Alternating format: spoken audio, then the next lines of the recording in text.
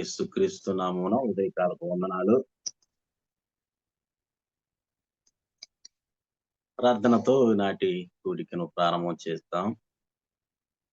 Israel అన్న ప్రారంభ ప్రార్థన చేయన్న. వందనాలు.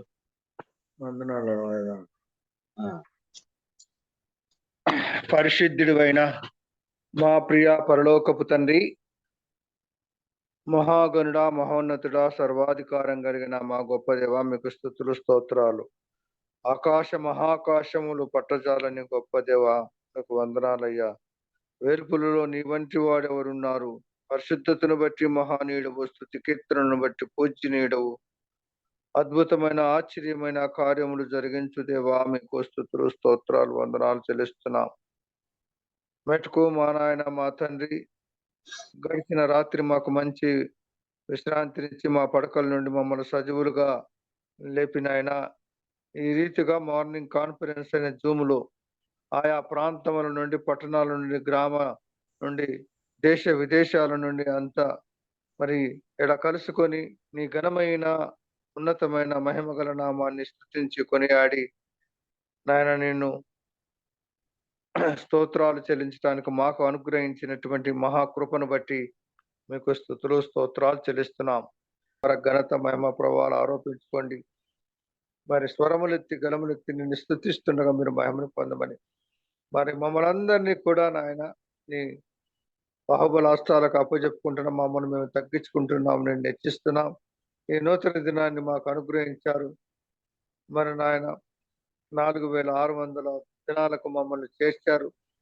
మరి మా నాయన మా తండ్రి, ఈ రీతిగా ప్రతినిత్యము ఇంకా మేము మా జీవితాలలో మరి నాయన ఎన్నటువంటి వాక్యాలను అలవర్చుకుంటూ దిద్దుబాటు చేసుకుంటూ మరి మా జీవితాలలో ఉద్యోగం పొందడానికి మీ కృపను అనుగ్రహించి సహాయం చేయమని, మా ప్రాణప్రియుడు, మా రక్షకుడు, మా విమోచకుడు, మీ ప్రియ కుమారుడైన యేసుక్రీస్తు వారి యొక్క దివ్యమైన మహిమగల నామమున స్తుతులు స్తోత్రాలు చెల్లించి ప్రార్థించి కూడికను ప్రారంభించుకుంటున్నాము మా ప్రియ పరలోకపు తండ్రి. ఆమేన్. వందనాలు brother. Maridas brother, Maridas brother అన్న వందనాలన్నా. వందనాలు అన్న. కీర్తన పాడండి.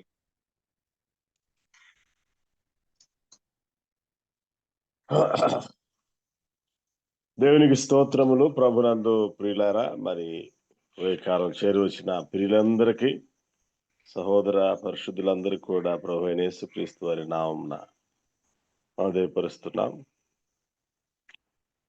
మనమందరము ప్రభుని స్తుతించులాగున స్తుతి కీర్తన పాడుకుందాం.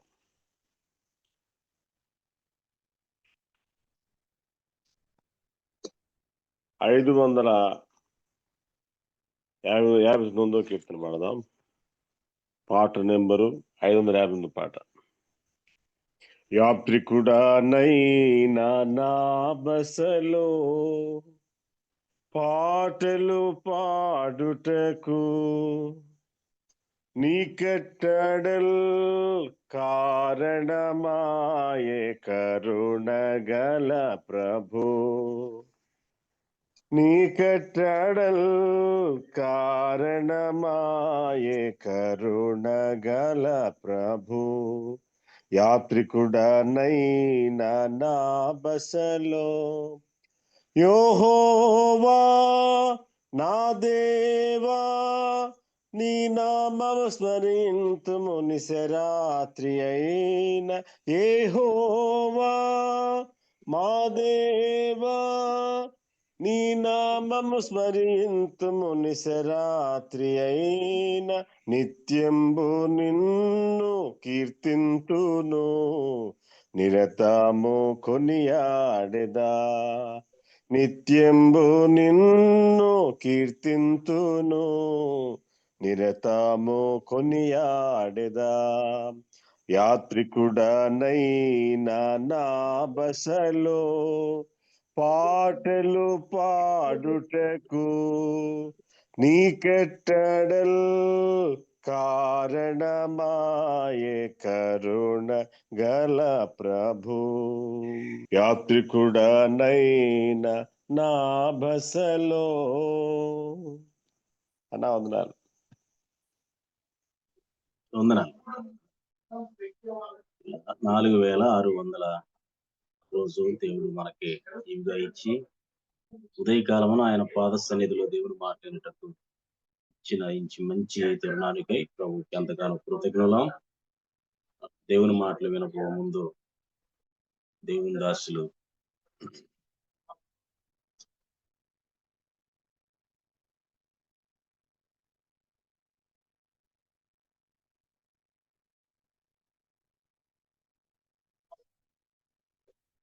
రవి మనోహర్ బ్రదర్, రవి మనోహర్ అన్న వందనాలు బ్రదర్. వందనాలు. వాక్యం కొరకు ప్రార్థన.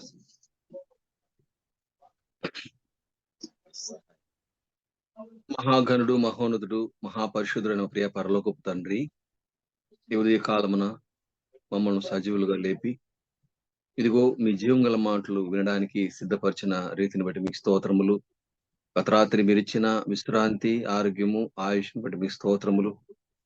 కరుణా సంపన్నుడా, ప్రతిదినం ఇలాగున మీ పాదసంలో చేరి రావడానికి ఒక మాధ్యమాన్ని మాకు అందించారు. 4600 రోజులు నడిపించారు. 4600వ రోజులో మీ సన్నిధికి చేరి రావడానికి మాకు మీరు చూపిన కృపను బట్టి మీకు స్తోత్రములు. అందించబో మాటలు మా జీవితాలకు ప్రయోజనకరంగాను, మీరు అక్కడ ఒకరికి సిద్ధపరిచేవిగాను, మాలో ఉన్న లోపాలు తీసివేసేవిగాను, మరి మా ప్రభువా సంఘము యొక్క అవసరతలు ఎరుగునట్లును, మీరు ఆకడలో మా ప్రభువా సంఘము పరిశుద్ధమైన సంఘముగా, సార్వత్రిక సంఘము ఎదుటి నిలబడాలంటే మీ లేఖనాల ద్వారా ఇక్కడ ఉండగానే సరిచేయబడాలి. అందునిమిత్తమే ప్రతి దినము ఒక దాసుని మా మధ్యకు నడిపించి మీరు అందిస్తున్న మాటలను బట్టి మీకు స్తోత్రములు చెల్లిస్తున్నాం. మేము మీ వాక్యము శ్రద్ధగా విని మీ నామం మరించబడినట్లు కృప చూపించమని మా ప్రాణప్రేంటి యేసుక్రీస్తు పరిశుద్ధ నామములో స్తుతులు స్తోత్రములు చెల్లించి ప్రార్థించి వేడుకుంటున్నాం పరలోకమున మా పరమ తండ్రి. ఆమేన్. వందనాలు బ్రదర్. ఆదివారం నుండి దేవుని దాసులు పెద్దలు వెంకటేశ్ అన్న మనకు వాక్యం అందిస్తుండగా, అన్న వెంకటేశ్ అన్న వందనాలు. కొనసాగించండి.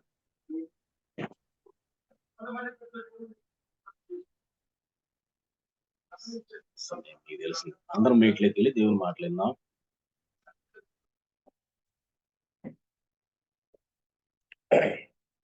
ప్రేమైన వాళ్ళరా, మరి మార్నింగ్ కాన్ఫరెన్స్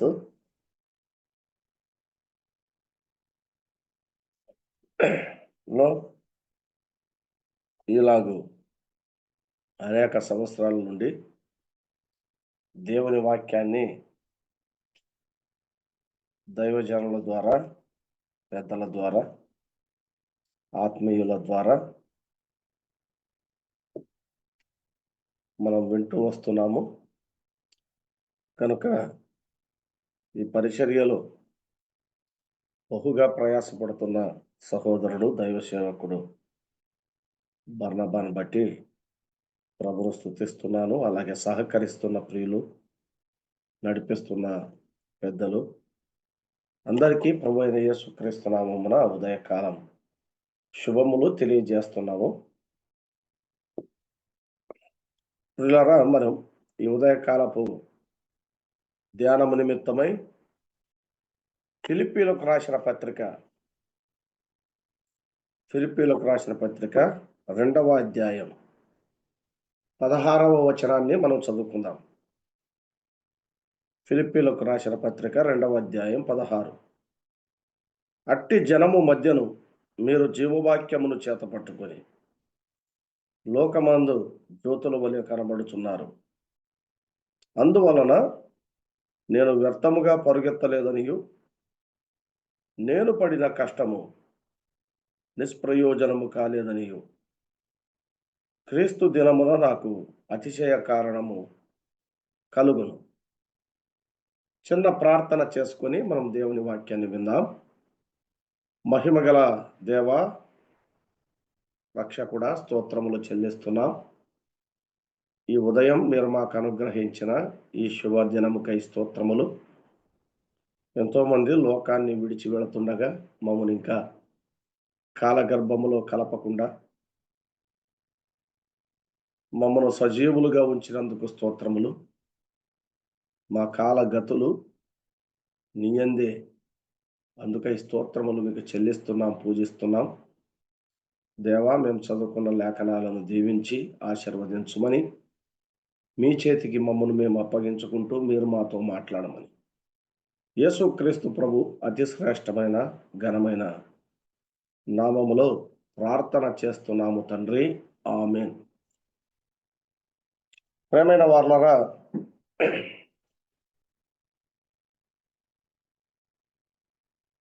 ఫిలిప్పీయులకు పౌలు వ్రాస్తూ మనం ఒక మాట చదువుకున్నాం. నేను వ్యర్థముగా పరుగెత్తలేదు.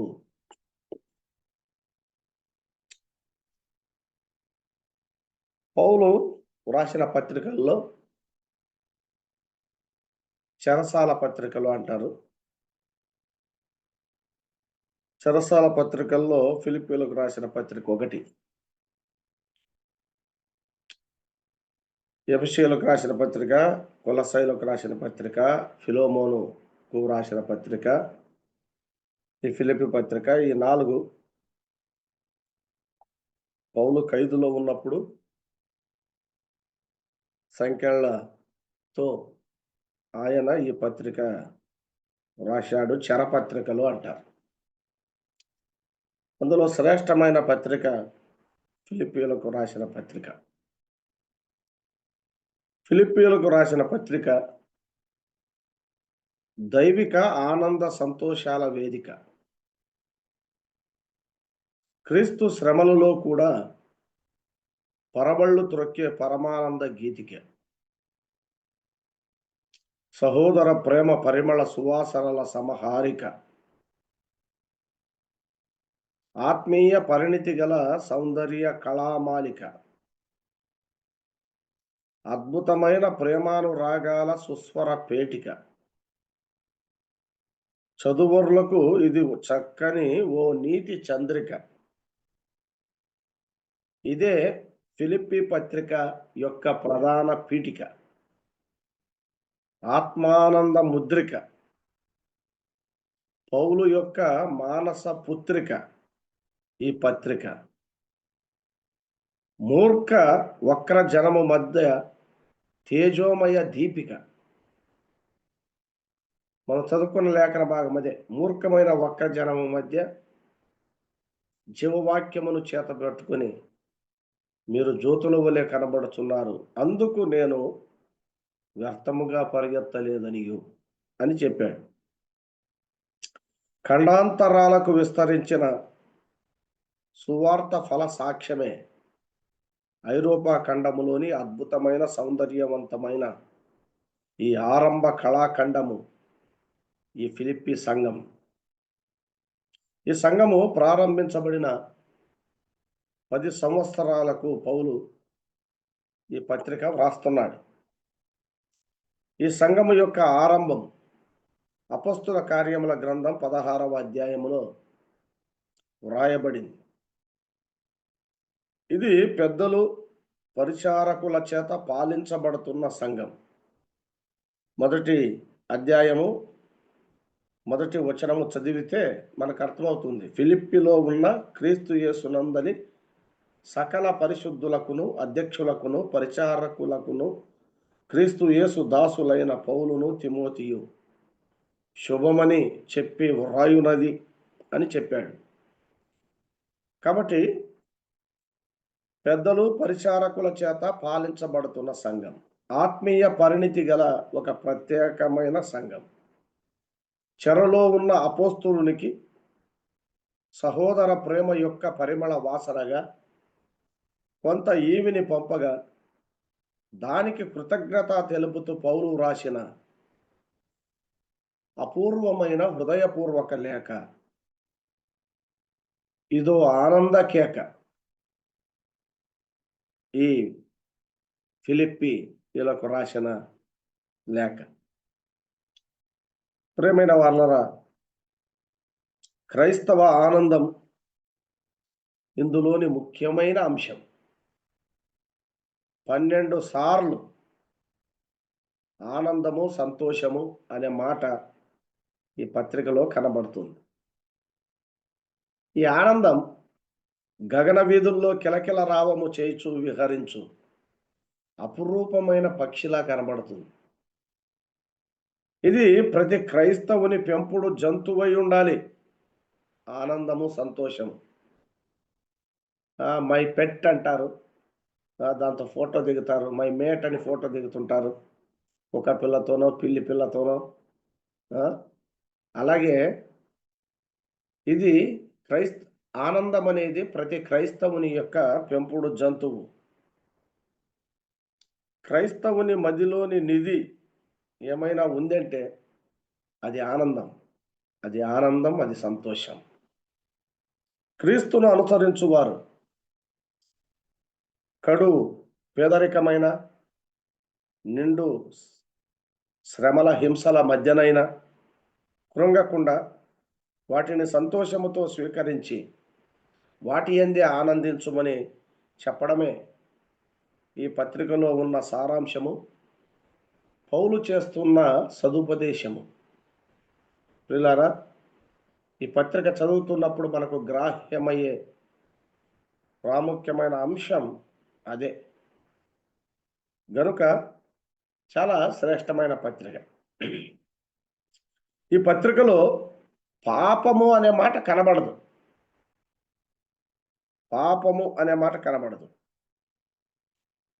కాబట్టి చాలా పవిత్రమైన సంఘంగా, ప్రత్యేకమైన సంఘముగా, పెద్దలు పరిచారకుల చేత పాలించబడుతున్న సంఘముగా, ప్రేమ కలిగిన సంఘముగా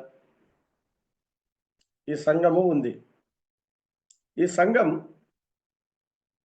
చెప్పాలంటే శ్రమానుభవములో జన్మించింది, కానీ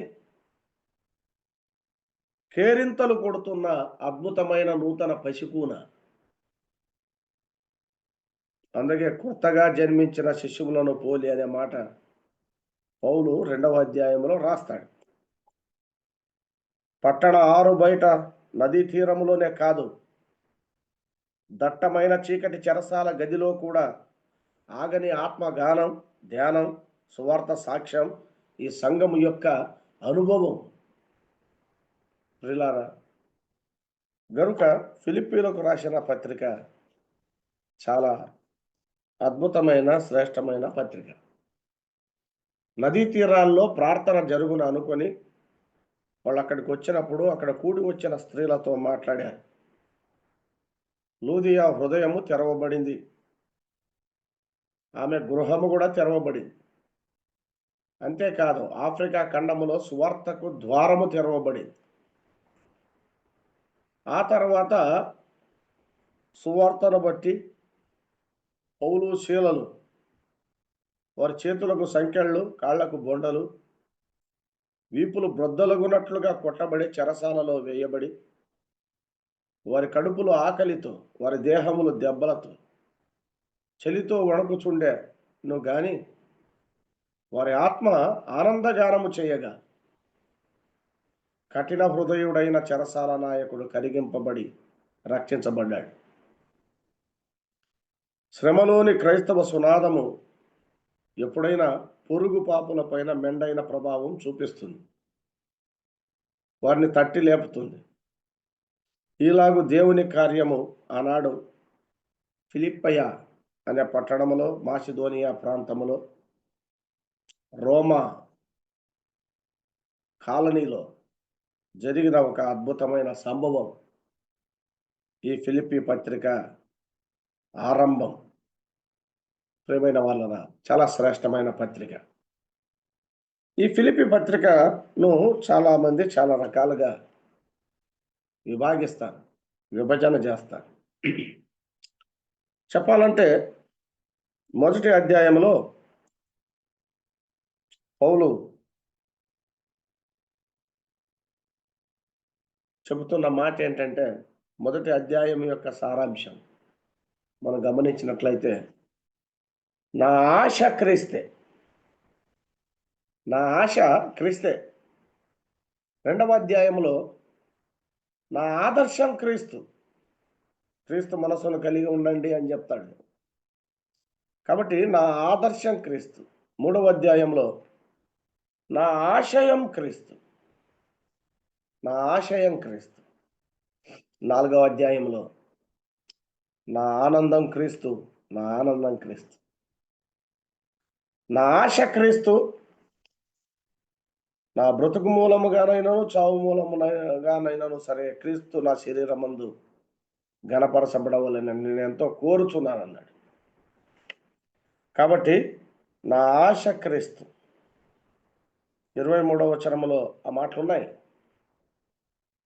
ఈ రెండింటి మధ్య నేను ఇరుక్కునబడ్డానని చెప్పాడు. సరే, మంచిది. నా ఆశ క్రీస్తు 1వ అధ్యాయం. నా ఆదర్శం క్రీస్తు. క్రీస్తు యేసు కలిగి ఉన్న మనస్సును మీరును కలిగి ఉండండి అని చెప్పాడు.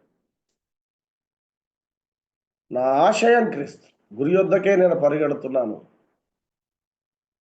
కదా. నా ఆశయం క్రీస్తు. నా ఆనందం క్రీస్తు. ఎల్లప్పుడూ ప్రభువునందు ఆనందించండి, మరలా చెప్పదును ఆనందించండి అని చెప్పాడు. నా ఆనందం క్రీస్తు. మరో రకంగా చెప్పాలంటే ఈ 1వ అధ్యాయం నా బ్రతుకు, మై లైఫ్. అసలు నా బ్రతుకేంటి, నేను ఎవరి కోసం బ్రతుకుతున్నాను అని పౌలు మాట్లాడుతున్నాడు. మై మోడల్, నా మాదిరి. మై గోల్, నా లక్ష్యం. మై స్ట్రెంగ్త్, నా బలము. నన్ను బలపరచువాని యందే నేను సమస్తమును చేయగలను. 1వ అధ్యాయం మై లైఫ్. 2వ అధ్యాయం మై మోడల్. 3వ అధ్యాయం మై గోల్. 4వ అధ్యాయం మై స్ట్రెంగ్త్, నా బలము అని చెప్పాడు. మరో రకంగా చెప్పాలంటే 1వ అధ్యాయం పౌలు యొక్క జీల్, మై జీల్. 2వ అధ్యాయం మై సోల్. 3వ అధ్యాయం మై గోల్. 4వ అధ్యాయం మై ఫీల్. వారు ప్రేమ ఇవి పంపగా పౌలు చాలా సంతోషిస్తున్నాడు, ఆనందిస్తున్నాడు. మై ఫీల్, ఆయన అనుభూతి చెప్పాడు. 4వ అధ్యాయంలో ఆయన అనుభూతి. 3వ అధ్యాయంలో ఆయన ముందున్న లక్ష్యాన్ని గురించి చెప్పాడు. 2వ అధ్యాయంలో ఆయన కలిగి ఉండే ఆత్మ లేదా మనస్ గురించి చెప్పాడు. 1వ అధ్యాయంలో మై రోల్ లేదా మై జీన్, ఆయన కలిగి ఉన్న రోషము, అపేక్ష గురించి చెప్పాడు. మనస్సు అనే మాట ఫిలిప్పీ పత్రికలో ప్రధానంగా కనబడుతుంది. కాబట్టి 1వ అధ్యాయాన్ని మనం గమనించినప్పుడు గాస్పల్ మైండ్, పౌలు సువార్త మనస్సు కలిగి ఉన్నాడు కదా. సువార్త మనస్సు ప్రారంభంలోనే చెప్పాడు. 1వ అధ్యాయం 3వ వచనంలో, మొదటి దినము నుండి ఇది వరకు సువార్త విషయంలో మీరు నాతో పాలివారై ఉండుట చూచి అనే మాట కదా. సువార్త విషయంలో మీరు పాలివారై ఉండుట చూచి. అలాగే 14వ వచనంలో లేదా 12వ వచనంలో చెప్పాడు, సహోదరులారా నాకు సంభవించినవి సువార్త మరి ఎక్కువగా ప్రబలమగుటకే సమకూడినని మీరు తెలుసుకొని కోరుచున్నాను. నా బంధకములో క్రీస్తు నిమిత్తమే కలిగినవని చెప్తున్నాడు. నా బంధకముల మూలముగా కదా, సువార్త వ్యాపకము నిమిత్తము నా బంధకాలు కలిగాయి అని నేను చెప్తున్నాను మీకని చెప్పాడు. అసూయ చేత కొంతమంది ప్రకటిస్తున్నారు, కొంతమంది మంచి బుద్ధి చేత ప్రకటిస్తున్నారు. ఏది ఏమైనా నేను సంతోషిస్తున్నాను, క్రీస్తు ప్రకటించబడుతున్నాడు అని 1వ అధ్యాయంలో ఆ మాటలన్నీ ఉన్నాయి. 28 చివర్లో కూడా చెప్పాడు, మీరు క్రీస్తు సువార్తకు తగినట్లుగా ప్రవర్తించండి కదా. క్రీస్తును ప్రకటించుటలో మీరు పాలివారు. క్రీస్తు సువార్త ప్రబలమగుటకే ఇవన్నీ జరిగాయి. కాబట్టి మీరు క్రీస్తు సువార్తకు తగినట్లుగా ప్రవర్తించండి అని ఆ 1వ అధ్యాయంలో ఉన్న కొన్ని అంశాలు. అంటే అర్థం ఏంటంటే క్రీస్తు సువార్తకు తగినట్లుగా ప్రవర్తించండి. గాస్పల్ మైండ్ కలిగి ఉండాలి. దేవుని నమ్మిన వారు ఎవరైనా సువార్త మనస్సు అనేది ఉండాలి, గాస్పల్ మైండ్. 2వ అధ్యాయంలో కదా గాడ్లీ మైండ్, క్రీస్తు యేసుకున్న మనస్సు. అందరూ తమ సొంత కార్యములనే చూచుకొనుచున్నారు కానీ యేసుక్రీస్తు కార్యములను చూడరని చెబుతూ, మనము మన కోసం బ్రతకడం కాదు, ఇతరుల కోసం బ్రతకాలి, ఇతరుల కోసం పరిచయం చేయాలి, ఇతరుల కోసం మనం ఏం చేస్తున్నాం అనే విషయాన్ని అక్కడ మనం చూస్తున్నాం. కాబట్టి గాడ్లీ మైండ్. మూడవది గార్డెడ్ మైండ్ కదా, కావలి ఉండును గాక అని చెప్పాడు అక్కడ. గార్డెడ్ మైండ్, కాపాడుకునే మనస్సు. నాలుగవది గివింగ్ మైండ్, ఇచ్చే మనస్సు. ఇచ్చే మనస్సు అని చెప్పాడు, ఇచ్చే మనస్సు. అలాగే చాలా భాగాలు ఉన్నాయి, కానీ మొదటి అధ్యాయంలో మనం గమనిస్తే దర్శనం కలిగిన వారుగా ఉండాలి. దృక్పథం, సువార్త పట్ల మన దృక్పథం అని మనం చూస్తున్నాం. ఒక దర్శనం కలిగిన వారుగా ఉండాలి. రెండవ అధ్యాయంలో ఆయన ప్రభువైన యేసుక్రీస్తు ఎలా మన కొరకు దిగి వచ్చాడో, ఎలా దీనుడయ్యాడో, ఎలా శరీరధారిగా మారాడో, రిక్తుడయ్యాడో అవన్నీ చెబుతున్నాడు. కారణం ఏంటంటే ప్రభును నమ్మిన మనము దీనులుగా ఉండాలి. దీనులుగా ఉండాలి. ఒక దర్శనం కలిగిన వారుగా ఉండాలి, భారం కలిగిన వారుగా ఉండాలి, దీనులుగా ఉండాలి. ప్రభు యొక్క దీనత్వాన్ని గురించి ఆయన రెండవ అధ్యాయంలో వర్ణిస్తున్నాడు. అంతేకాదు ఒక ధ్యేయం కలిగిన వారుగా ఉండాలి. ధ్యేయం లేకుండా మనం ఉండకూడదు. గురి వద్దకే పరిగెత్తుచున్నాను అనే మాట అక్కడ మనం చూస్తున్నాం. ఒక ధ్యేయం కలిగిన వారుగా మనం ఉండాలి. నాలుగవదిగా గమనిస్తే కదా, దాతృత్వం కలిగిన వారుగా ఉండాలి. ఫిలిప్పీలు వారు పౌలును జ్ఞాపకం చేసుకున్నారు. జ్ఞాపకం చేసుకొని చెరసాల్లో ఉన్న ప్రభువుకు వారు సహాయం చేశారు. కాబట్టి అట్టి మనసు వారికి ఉంది. కాబట్టి దాతృత్వం కలిగి ఉండాలి అనే మాటలు మనం చూస్తున్నాం. సువార్త మనసు కలిగి ఉండాలి, మొదటి అధ్యాయం. క్రీస్తు యేసుకున్న మనసు కలిగి ఉండాలి, మూడవ అధ్యాయం. రెండవ అధ్యాయం, ప్రేమైన వాళ్ళరా, మూడవ అధ్యాయం. తర్వాత వినయ మనస్సు కలిగి ఉండాలి, నాలుగవ అధ్యాయం. ఇచ్చే మనస్సు కలిగి ఉండాలి అని చెప్తున్నాడు. కాబట్టి పౌలుకు ఉన్న మనస్సు గూర్చి ఆయన ఈ పత్రికలో వ్రాస్తున్నట్టుగా మనం చూస్తున్నాం. ఫిలిప్పీలకు రాసిన పత్రిక. సరే, మంచిది. ఇది ఫిలిప్పీలకు రాసిన పత్రిక. ప్రభు మనకిచ్చిన దాన్ని బట్టి మనము విభజన చేసుకోవచ్చు. అయితే మనం చదువుకున్న భాగంలో ఉన్న విషయం ఏంటంటే రెండవ అధ్యాయం 16వ వచనాన్ని మరొకసారి చదువుకున్నాం. చూడండి. అట్టి జనము మధ్యను మీరు జీవవాక్యమును చేతపట్టుకొని లోకమందు జ్యోతుల వలె కనబడుతున్నారు. అందువలన నేను వ్యర్థముగా పొరుగెత్తలేదనియు, నేను పడిన కష్టము నిష్ప్రయోజనము కాలేదనియు, క్రీస్తు దినమున నాకు అతిశయ కారణము కలుగును అని చెప్పాడు. ప్రియమైన వాళ్ళరా, పౌలు చెబుతున్న మాట ఏంటంటే, నేను వ్యర్థంగా పరిగెత్తలేదు, నా పరుగు వ్యర్థం కాలేదు,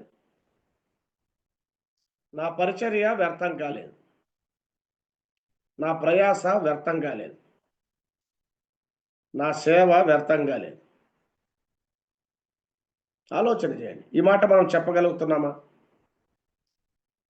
నా సేవ ఫలించింది అని చెప్పగలుగుతున్నామా? నా పరిచర్య వ్యర్థం కాలేదు అని చెప్పగలుగుతున్నామా? నా పరుగు వ్యర్థం కాలేదు అని చెప్పగలుగుతున్నామా? ఇంకొక మాట చెప్పాలంటే, నేను వ్యర్థంగా పరిగెత్తలేదు, నేను వ్యర్థంగా పరిగెత్తలేదు. కాబట్టి నా పరుగు సార్థకమైందే, నా పరుగు ప్రయోజనకరమైందే, నా పరుగు విలువైందే. ప్రియులారా, 3వ అధ్యాయం 14వ వచనంలో చెప్పాడు. అందుకే క్రీస్తు యేసునందు దేవుని ఉన్నతమైన పిలుపునకు కలుగు బహుమానము పొందవలెనని గురి యొద్దకే నేను పరిగెడుతున్నాను. నేను గురి లేకుండా పరిగెత్తువాడను కాను, గాలిని కొట్టినట్టుగా నేను కొట్టువాడను కాను. నేను ఒక లక్ష్యం కలిగి, ఒక ఉద్దేశం కలిగి నేను పరిగెడుతున్నాను. నేను వ్యర్థంగా పరిగెత్తలేదు. ఈ ఉదయకాలం ప్రియులారా కదా, మనం వ్యర్థంగా పరిగెత్తడం లేదు. మనకు ఒక ఆశ ఉంది. ఆశ ప్రభువైన యేసుక్రీస్తు. మనకు ఒక ఆదర్శం ఉంది. ఆదర్శం మన ప్రభు అయిన యేసుక్రీస్తు. మనకు ఒక ఆశయం ఉంది. ఆశయం ప్రభువును చేరుకోవాలని గురి యొద్దకు. మనకు ఆనందం ఉంది కదా, ఆనందం ప్రభు అయిన యేసుక్రీస్తు కదా. నా పరుగు వ్యర్థం కాలేదు. ఒక వ్యక్తి అన్నాడు,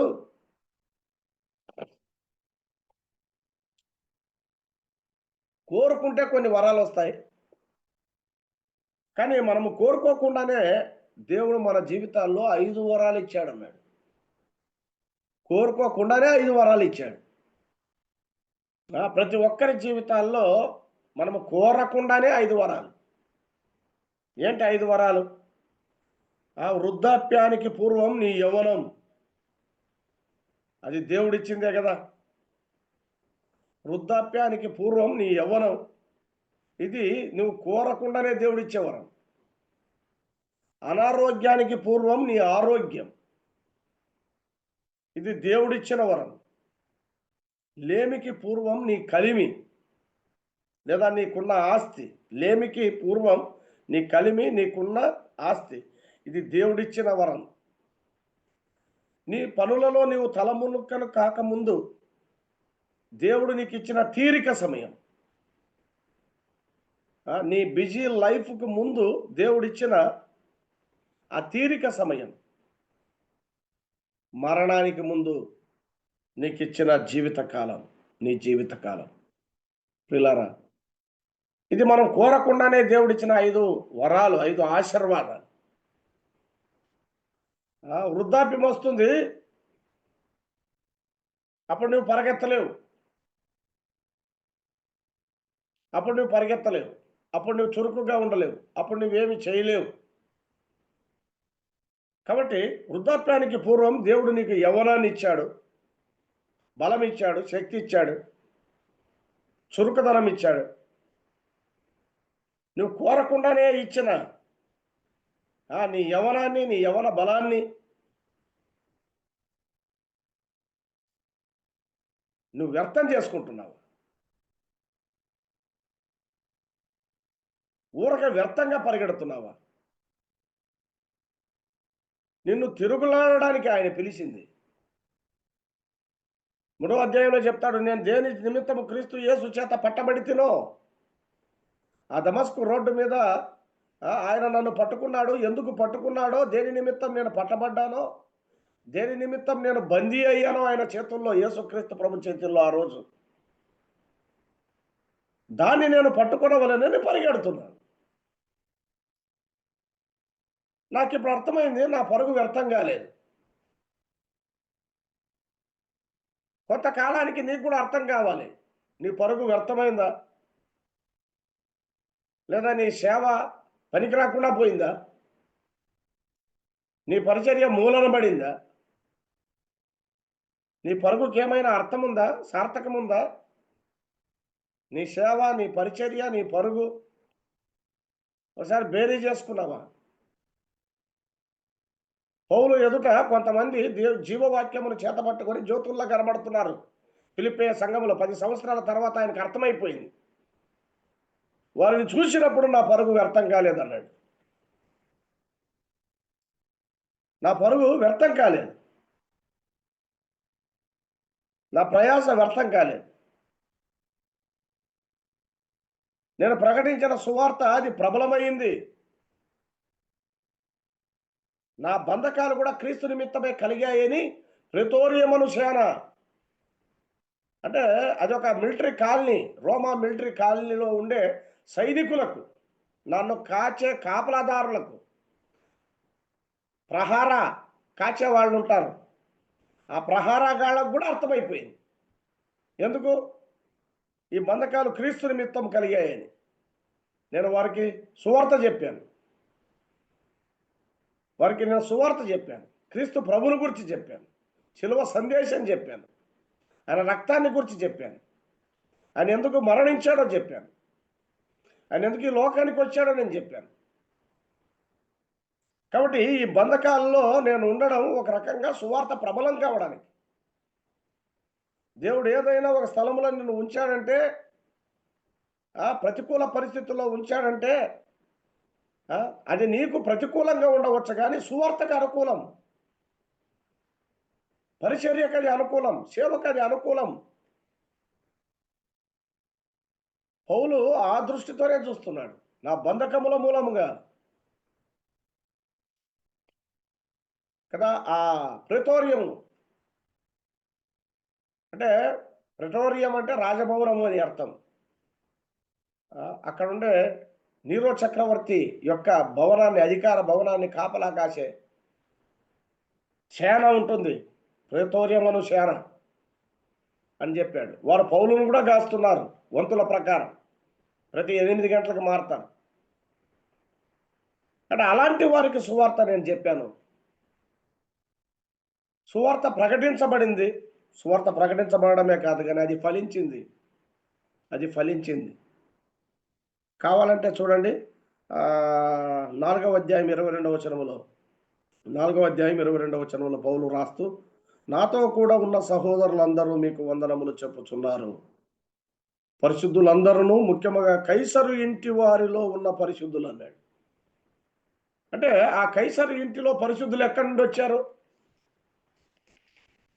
ఆ రోమా చక్రవర్తి ఆయన, చెరసాల్లో వేసింది ఆయన. ఇప్పుడు ఆ కైసరు ఇంటిలో పరిశుద్ధులు ఉన్నారు అన్నాడు. ఎందుకున్నారు కైసరు ఇంటిలో పరిశుద్ధులు? ఆ కైసరు ఇంట్లో పనిచేసేవారు, ఆ సైనికులు, ఆ సిపాయిలు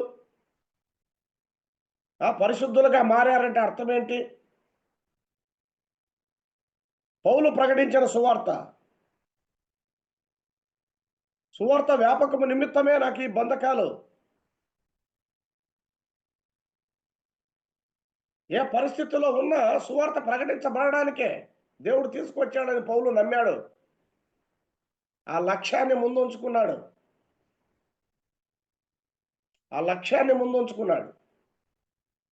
ఆ బలమైన ఉద్దేశం కోసం పరిగెత్తాడు. అందుకే నా పరుగు వ్యర్థం కాలేదు. కైసరు ఇంటిలో ఉన్న పరిశుద్ధులు కదా, కైసరు ఇంటిలో కొంతమంది పరిశుద్ధులు ఏర్పడ్డారు. ప్రేమైన వాళ్ళు, వారికి వందనములు. ఆలోచన చేయండి, సువార్త ఎలా ఫలించిందో, ఎలా ప్రబలిందో, ఎలా వ్యాపించిందో.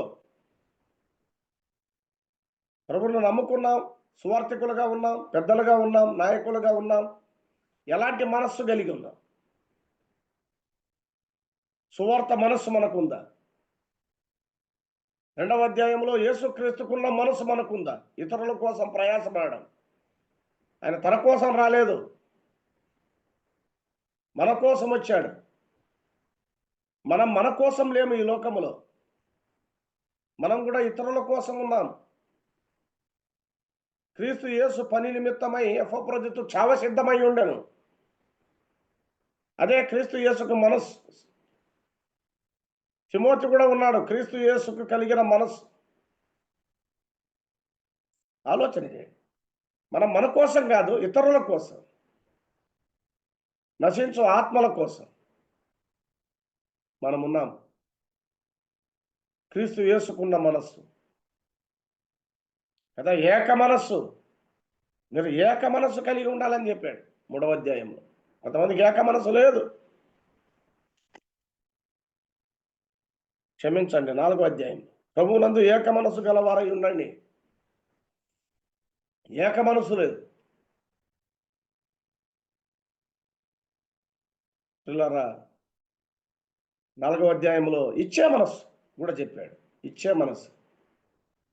ఎందుకు ఈ మాటలు నేను చెప్పుకుంటున్నామంటే, పౌలుకు సువార్త మనస్సు ఉంది కదా. ఈ పరిచర్య క్రీస్తు యేసు దినం వరకు కొనసాగాలని రూఢిగా నమ్ముతున్నాను. ఇది సత్క్రియ. ఈ కృపలో మీరు పాలివారు. ఇది కృప. సువార్త ప్రకటించడం అనేది కృప. అది సత్క్రియ, అది మంచి క్రియ. ఈ కృపలో మీరు పాలివారై ఉన్నారు. సువార్త అనే కృపలో మనం పాలివారమై ఉన్నామా? మనకేది సంభవించినా సువార్త ప్రబలము కావడానికి సంభవిస్తుందని మనకు తెలుసా? మనమున్న చీకటి గదులను కూడా సువార్త ప్రకటనలతో మనం నింపుతున్నామా?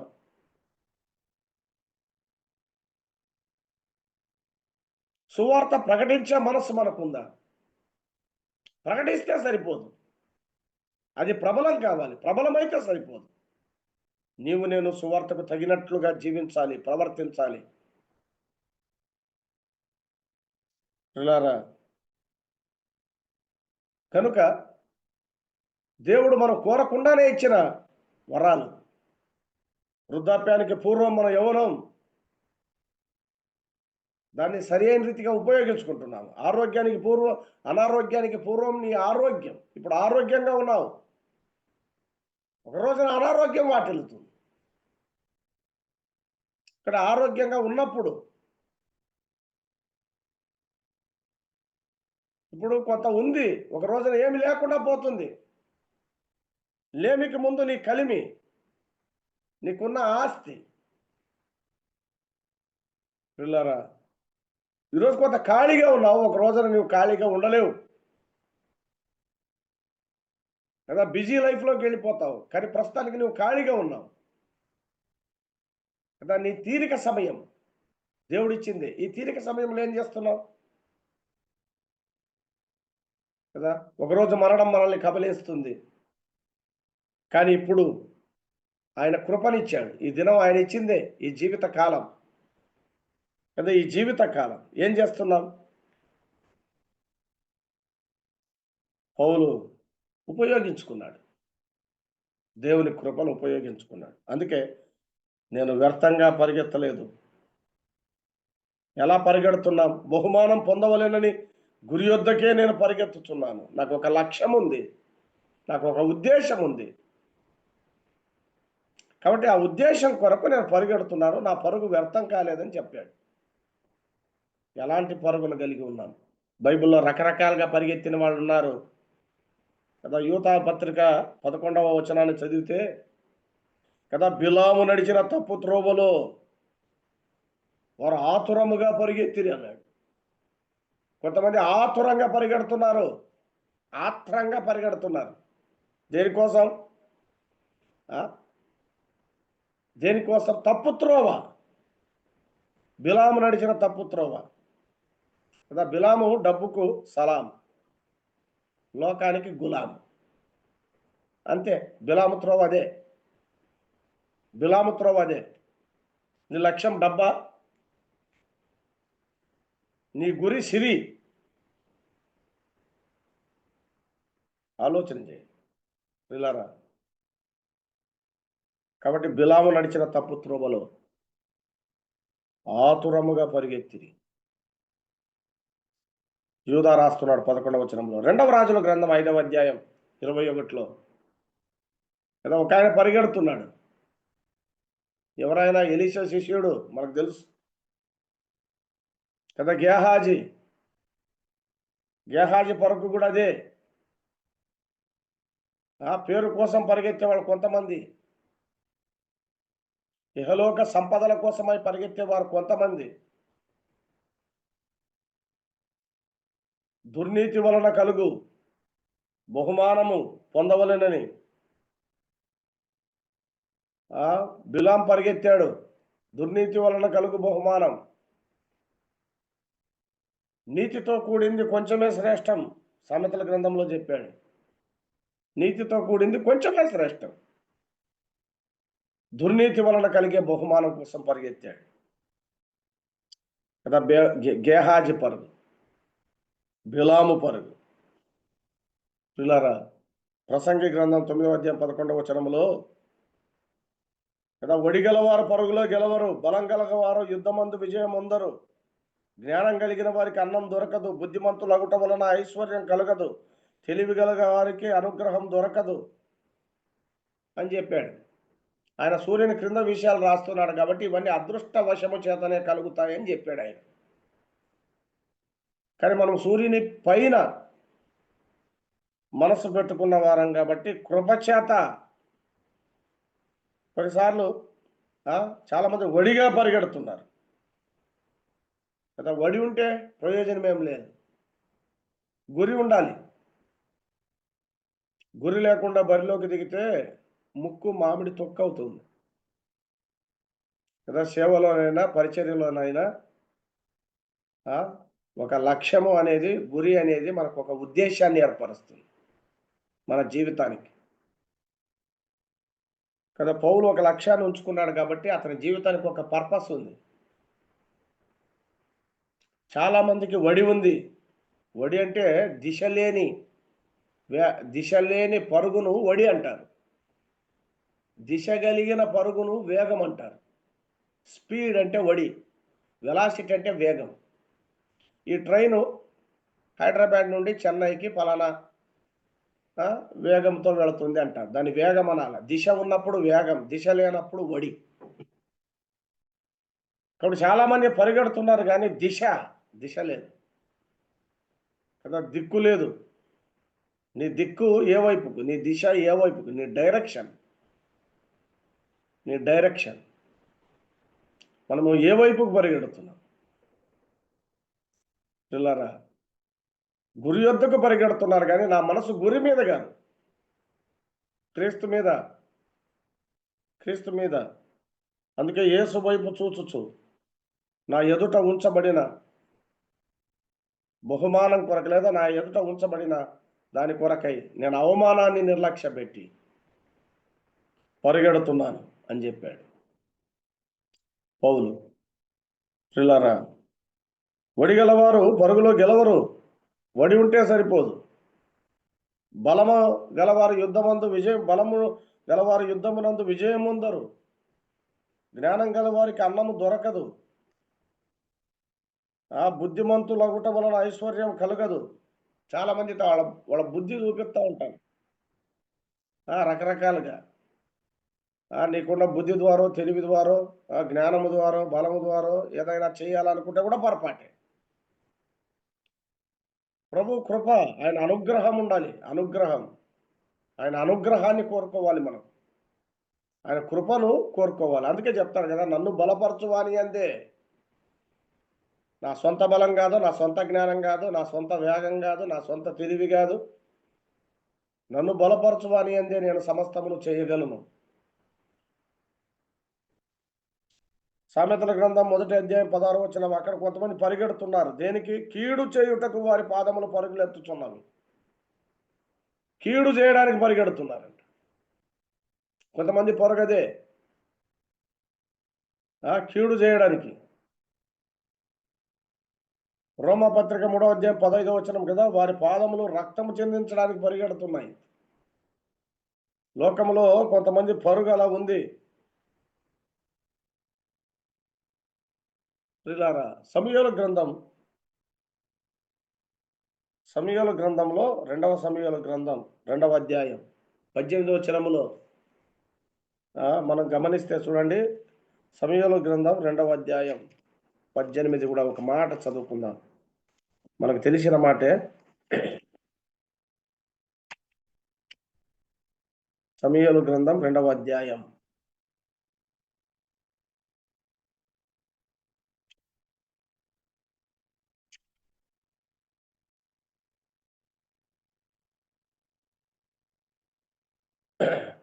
సెరూయా ముగ్గురు కుమారులకు యోవాబును, అబీషైను, ఆషాహేలును అచ్చట ఉండేది.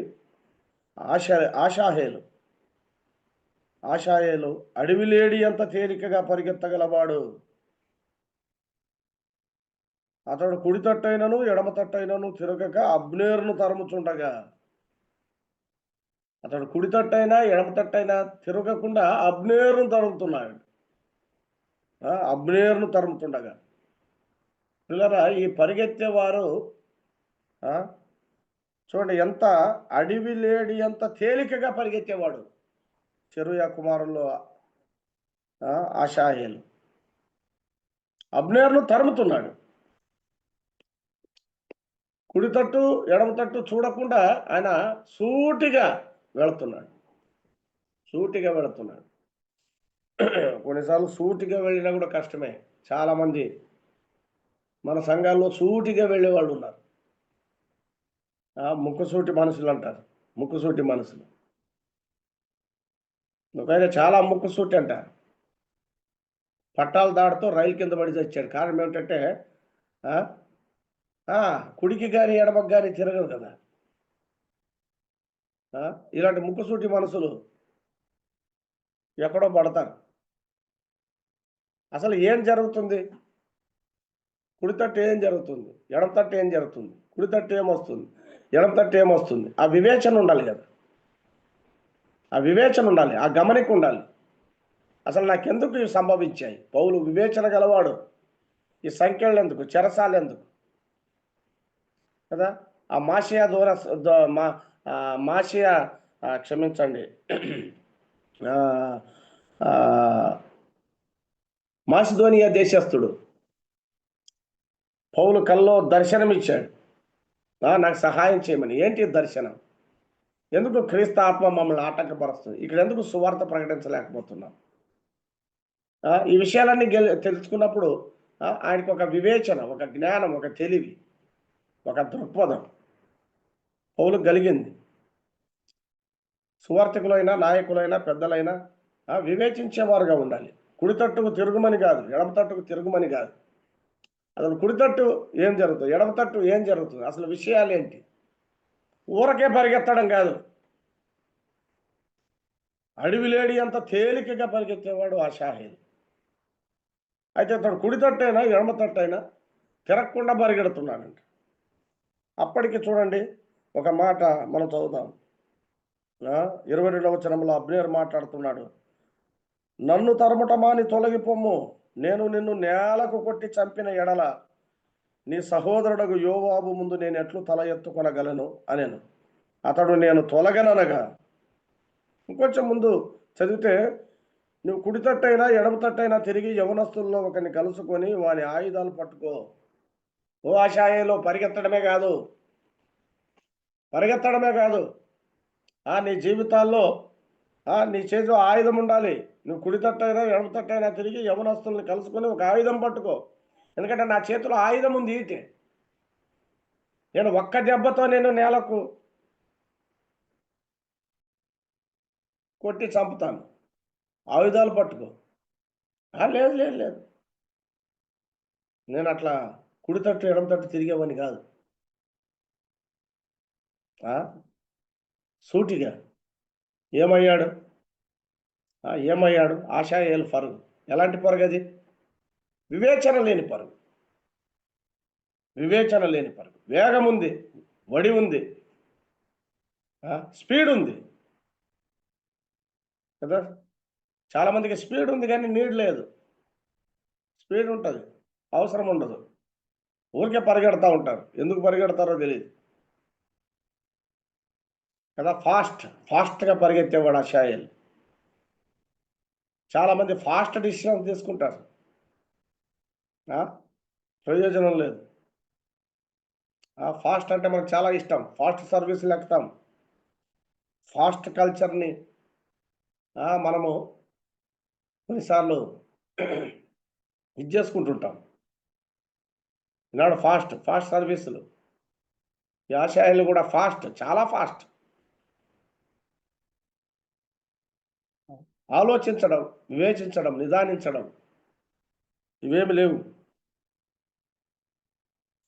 అందుకే కొరింథీయులకు రాసిన మొదటి పత్రిక 9వ అధ్యాయము 24లో పౌలు ఒక మాట చెప్తున్నాడు చూడండి.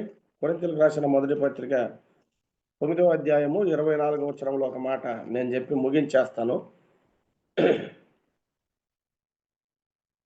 పందెపు రంగమందు పరిగెత్తు వారందరూ పరిగెత్తుదురు గాని, అందరూ పరిగెడతారు గాని బహుమానం పొందునని మీకు, ఒక్కడే బహుమానం పొందునని మీకు తెలియదా?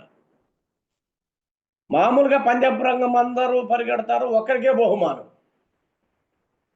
కానీ విశ్వాస రంగంలో ఒకరికే కాదు, బహుమానము ఒకరికే వస్తుందని పరిగెత్తొద్దు. బహుమానం ఒకరికే కదా అని పరిగెత్తొద్దు. బహుమానము పొందవలెనని పరిగెత్తు అన్నాడు. కింద మనం గమనిస్తే బహుమానము పొందినట్లుగా మీరు పరిగెత్తుడి. ఒకరికే బహుమానం వస్తుందని పరిగెత్తొద్దండి. బహుమానం పొందవలెనని పరిగెత్తండి అని చెప్తున్నాడు. పందెమందు పోరాడు ప్రతివాడు అన్ని విషయముల యందు మితముగా ఉండును అని చెప్పాడు. నేను గురి చూడని వాని వలె పరిగెత్తువాడను కాను, గాలిని కొట్టినట్లు నేను పోట్లాడుట లేదు. కానీ నా ప్రయాస కానీ నా పరుగు కానీ అది వ్యర్థంగా లేదు. అందుకే నేను చాలా జాగ్రత్తగా ఉన్నాను. ఇతరులకు ప్రకటించిన తర్వాత నేనే భ్రష్టుడనైపోదునేమో అని నా శరీరాన్ని నలగొట్టుతున్నాను. నా శరీరాన్ని నలగొట్టి నేను లోబరుచుకుంటున్నాను. అథ్లెటిక్ కానీ ఒక ఆటగాడు కానీ తన శరీరాన్ని నలగొట్టుకుంటాడు, మార్చుకుంటాడు. దేనికి? తన పరుగుకు, తన పోరాటానికి, తన పంద్యానికి. పిల్లారా, ఆలోచన చేయండి. మిలిటరీ వాళ్ళు కడుపులు పెంచుకొని ఉండరు, పోలీసు వాళ్ళు ఉంటారు. పోలీసు వాళ్ళు ఉంటారు. మన సేవకు, మన పరిచర్యకు తగినట్లుగా ఆ మితము, తిండిలో కావచ్చు, నిద్రలో కావచ్చు, ఆ మితము మాటల్లో కావచ్చు, మితముగా ఉండడం కదా. మితమే మనకు హితము. లేకపోతే మన ఆత్మీయ జీవితము కథము. పిల్లారా, మితముగా ఉండడం. ఒక్కడికే బహుమానం వస్తుందని పరిగెత్తొద్దు, మనం కూడా బహుమానం పొందాలని పరిగెత్తాలి. గాలిని పట్టుకున్నట్టుగా నేను పరిగెత్తట్లేదు, గురి చూడని వాని వల్ల నేను పరిగెత్తట్లేదు. కాబట్టి గురి యొద్దకే నేను పరిగెడుతున్నాను కదా. నా పరుగు వ్యర్థం కాలేదు. ఇంకోటి ఏంటంటే, ఇతరులకు ప్రకటించి నేను భ్రష్టుడనైపోతానేమో అని నన్ను నేను నలగొట్టుకుంటున్నాను, నా శరీరాన్ని లోపరుచుకుంటున్నాను. క్రీస్తు పరిచర్యకు తగినట్టుగా, క్రీస్తు సేవకు తగినట్లుగా, ఆయన పనికి తగినట్లుగా నా దేహాన్ని నేను నలగొట్టుకుంటున్నాను కదా. ఈ దేహంలో నుండి వచ్చే ఏవైనా పరిచర్యకు ఆటంకం. కాబట్టి అవరోధాలు ఏంటో తెలుసుకొని క్రీస్తును ప్రకటించడానికి అవకాశాలు ఏంటో, అవరోధాలపైన దృష్టి పెట్టకూడదు. అందుకే పౌలు అంటాడు, వెనకున్న వాటిని మరచి, అంటే లక్ష్యము చేయక, అవరోధాలను లక్ష్య పెట్టక, అవకాశాలను పైన దృష్టి పెట్టి నేను పరిగెడుతున్నాను. వేగిరపడచ్చు అన్నాడు కదా. వేగిరపడచ్చు. ఒక ఆయనకి 2 చిలుకలు ఉన్నాయంట. సరే, దూరంగా వదిలిపెట్టాడు వాటిని, ఏది ముందొస్తుందో అని.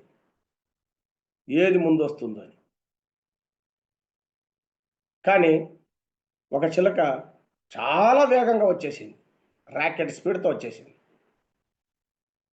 ఇంకొక చిలుక తర్వాత చాలా సేపటికి వచ్చింది. సరే, ఇది ఇంత వేగంగా ఎందుకు వచ్చిందంటే దాని తోకకు మంట పెట్టాడు, పరిగెత్తుకుని వచ్చేసి. ఆలోచించండి. మన గోల్ రీచ్ కావాలన్నా, మన లక్ష్యం సాధించాలంటే మనకు మంట ఉండాలి. మంట పెడితే వెనక వస్తాం. ఆ మంట, ఆ జీల్, ఆ రోషం, ఆ పౌరుషం, ఆ తహతహ. అందుకే వేగిరపడుతున్నాను.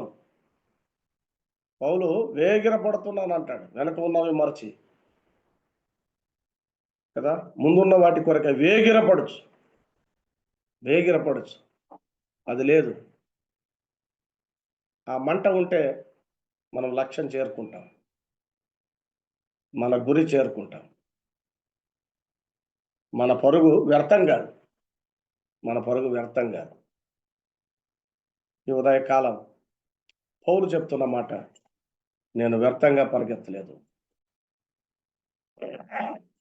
కాబట్టి పిల్లరా, మనం ఈ లోకంలో వ్యర్థంగా పరిగెత్తకూడదు. సేవా జీవితం, ఉద్యోగ జీవితం, కుటుంబ జీవితం, కాబట్టి మనకు ఒక గురి, మన గురి యేసుక్రీస్తు. గురి అనేది, లక్ష్యం అనేది మనకు ఒక ఉద్దేశాన్ని నిర్ణయిస్తుంది మన జీవితానికి.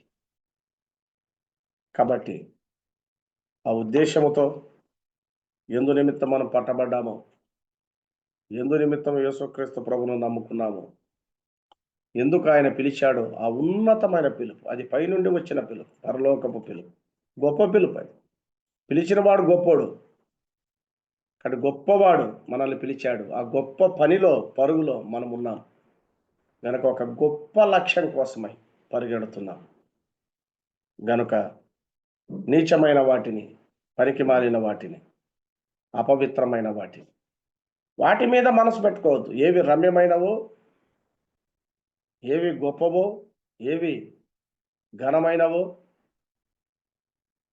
అలాంటి వాటి మీద మనసు పెట్టుకో, ధ్యానం ఉంచుకోండి అని పౌలు ఇక్కడ రాస్తున్నాడు. అలాంటి వాటిపైన మనం ధ్యానం ఉంచుకొని జీవించడానికి ప్రభు తన కృపను మన పట్ల చూపునుగాక, విస్తరింపచేయునుగాక.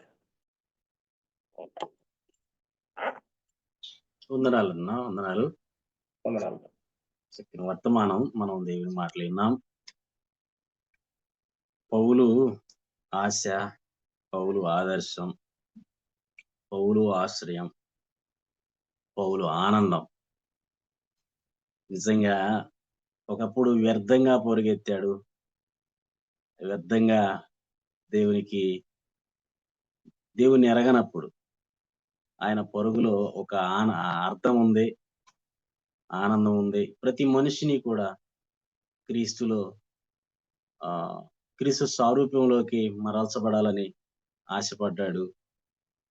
నిజానికి ఇక్కడ ఈ పత్రిక 4 అధ్యాయాల్లో 4 ఉద్దేశాలు, చక్కని ఉద్దేశాలు దేవుని దాసులు మనకు వివరించాడు. వాస్తవానికి చెరసాల్లో ఉన్న ఖైదీ దుఃఖంలో ఉండాలి, బాధలో ఉండాలి. కానీ ఆ బాధను, దుఃఖాన్ని దూరం చేసుకొని ప్రభు పరిచర్య మీద, ప్రభు పిల్లల మీద, సంఘం మీద తనకున్న ఆశ అది నెరవేరింది. మరి పొరుగెత్తిన పరుగు జీవ కిరీటాన్ని పొందుకునే పరుగును పౌలు మనం ప్రసంగం చేస్తే ఈ మాటలు మరలా పెద్ద ప్రసంగం అవుతాయి. అందరికీ తెలిసిన మాటలే మనం విన్నాం. మన హృదయాలు ఫలించినట్లు ఆత్మ సంబంధంగా మనం ప్రభు కొరకు సాగుదాం. ఇచ్చిన దేవుని దాసులకి వందనాలు తెలియజేస్తూ నా ముగింపు ప్రార్థన. పాలంకులు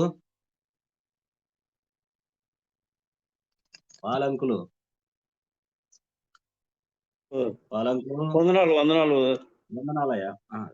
సర్వాధికారి మీ పాదాలకు స్తుతులు, స్తోత్రాలు చెల్లిస్తున్నాం నాయన. మీ దాసుడు ప్రభు తండ్రి వెంకటేశ్వర గారిని బలపరిచి ఇచ్చిన వర్తమానం బట్టి స్తోత్రాలు చెల్లిస్తున్నాం నాయన. అనేక సత్యాలు విన్నాం ప్రభు.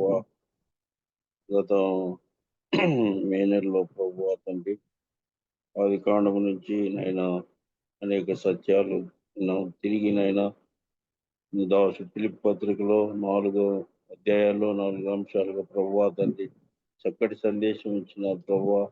అవును, మేము విన్న మాటలు హృదయంలో భద్రపరుచుకొని వాక్యానుసారంగా జీవించేది మాకు నేర్పించమని చేరించిన పిల్లలందరినీ బట్టి స్తోత్రాలు.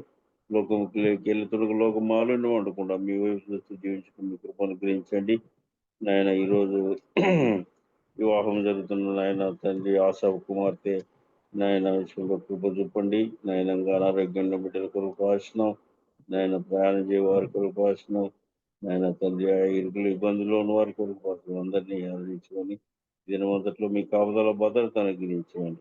మరి ఒక తరుణం ప్రభావ మిమ్మల్ని మయంపరచు కనపరచవరకు మీ కృప చూపుతున్నాను. మా రక్షకుడు, మా విమోచకుడు, సజీవుడైన యేసయ్య శ్రేష్టమైన నామమున ప్రార్థించి వేడుకుంటున్నాం తండ్రి. ఆమేన్. ప్రార్థన చేసిన ఇజ్రాయేల్ అన్నకు, కీర్తన పాడిన మరీదాస్ అన్నకు, వాక్యం కొరకై ప్రార్థన చేసిన రవి మనోహర్ అన్న కొరకు, రవి మనోహర్ అన్నకు చక్కని వర్తమానం అందించిన దేవుని దాసులు మరి పెద్దలు